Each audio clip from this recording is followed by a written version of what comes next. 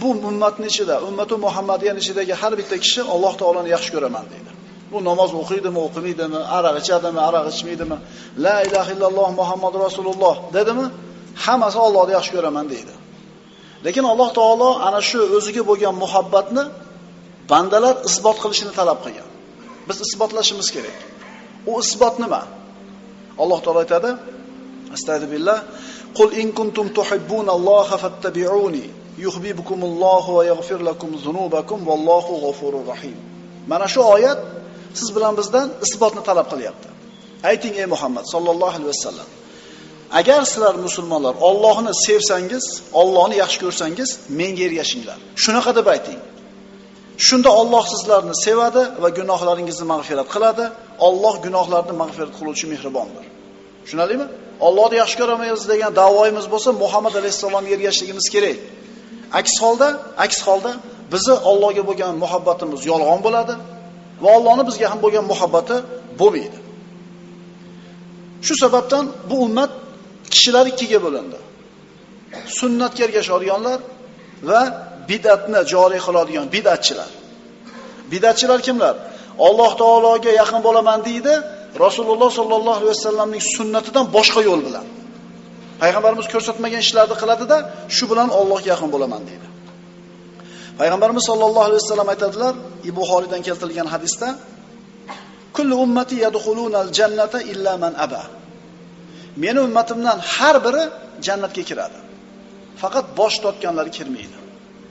Kim bosh tortadi yo Rasululloh deb so'rashganida, Rasululloh aytdilar: "Kim menga itoat qilsa, jannatga kirdi, kim menga itoat qilmasa, bosh tortdi." Sunnat kerak emas deydigan odamlar bor. Qur'onda o'zi bilan kifoyalanamiz, sunnat kerak yo'q deydi. Shu odam dindan chiqadi. Sunnatda bor narsaga parvo qilmaydi, sunnat kerak emas deydi. Sunnat kerak emas degan, bu qadam bilasan payg'ambaring aytganini u gapni deb turadiganlar bor. Bu odamlar dindan chiqadi, birodarlar.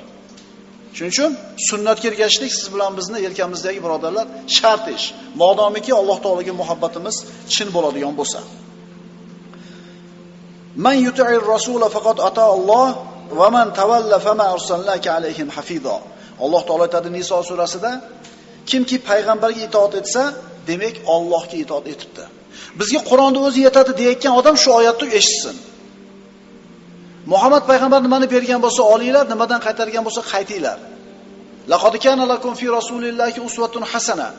Allohga va oxirat kuniga iymon keltirganlar uchun Muhammad alayhisolamning hayotida ibrat bor deb turibdi. Alloh buyuryapti, Muhammad alayhisolamga ergashdi. Demak, shuni sunnatiga ergashishimiz kerak. Endi kim kerak emas desa, shu oyatni inkor qilgan bo'ladi, dindan chiqadi. Rasulullohga bo'lgan itoat bu Allohga bo'lgan itoat. Rasulullohga bo'lgan osiylik bu Alloh taologa bo'lgan osiylik. Rasululloh sollallohu alayhi vasallam havodan olib gapirmaganlar. Va ma yantiqu anil hawa in huwa illa vahyun yuha. Alloh taolo aytayapti va u Muhammad alayhisalom o'z havoyi xohishi bilan so'zlamas, u faqat Alloh tomonidan payg'ambarga vahiy qilayotgan bir vahiy xolos. Bir ayol kelib Ibn Mas'ud roziyallohu anhuga aytdiki, siz qoshini terganlarni Alloh la'natlagan debsiz. Ha dedim. Men Qur'onni o'qib chiqdim boshidan oxirigacha. Ha, Qur'onda qoshini terganlar haqida so'z yo'q ekan-ku.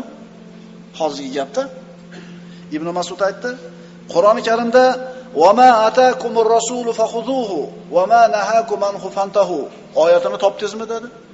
Ya'ni Muhammad payg'ambar o'zi sizlarga ato etgan narsani olinglar, u zot sizlarni qaytargan narsadan qaytinglar deganini o'qidingizmi? Ha, o'qidim dedi. Demak, Muhammad alayhisalom aytgan narsani Alloh taolo aytgan bo'laveradi. Payg'ambarimiz la'natladimi? Qoshini terganlarni payg'ambarimiz sollallohu alayhi vasallam tili bilan la'natlangan bo'lsa, demak Alloh taolo ham uni la'natlagan bo'ladi. Tushunarlimi? Birodarlar, Qur'onning juda katta qismini tushunishligimiz uchun sunnat kerak bizga. Qur'on nima?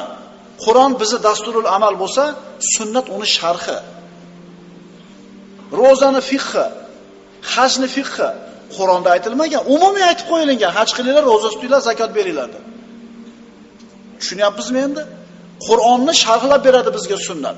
Kim sunnat kerak emas desa, bu odam dindan chiqadi. Hatto sunnatni masxara qilsa ham dindan chiqadi.